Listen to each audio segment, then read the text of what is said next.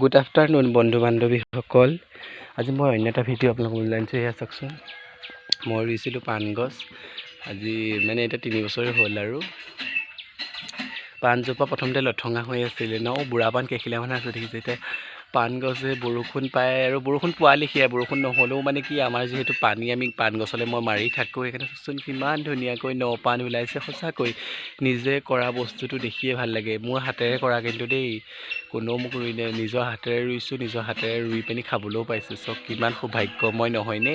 মোৰ দৰে এনেকৈ পাণ গছ কোনে কোনে ঘৰত উঠাইছে জনাবচোন। এইখিনিতে দেখিছে এজোপা, এজোপা চাওক, এই দুজোপা, সেইয়া পাণ পোখাইছে দেখিছে। আচলতে আমাৰ অসমীয়া মানুহৰ ঘৰত পাণ গছ তামোল গছ থাকিব লাগে। তামোল গছো আছে, তামোল লগা নাই বাৰু, ৰুইছোঁ যিহেতু মই চব কৰিব লাগে ঘৰৰ অকলশৰীয়া।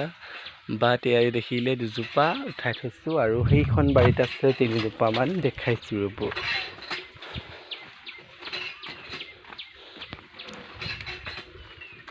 তাৰপিছত সেইফালে আছে 2 জোপা। এইজোপা আমাৰ ডাঙৰ পাণ চক, মই ৰোৱা কিন্তু দেই। এইজোপা পাণ গছ ডাঙৰ আৰু ইয়াতে বেছিকৈ আমাৰ পাণ লাগে। সেয়া চব কিমান ওপৰলৈকে লাগি আছে, ঢুকি নাপায় আপুনি। দেখিছে কিমান ওপৰলৈকে লাগিছে।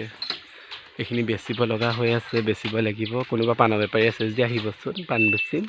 আৰু এজোপা এইফালে উঠাই আছোঁ চক, এয়া দেখিছেনে? আজি ভিডিঅ'টো ইমানেই আছিল।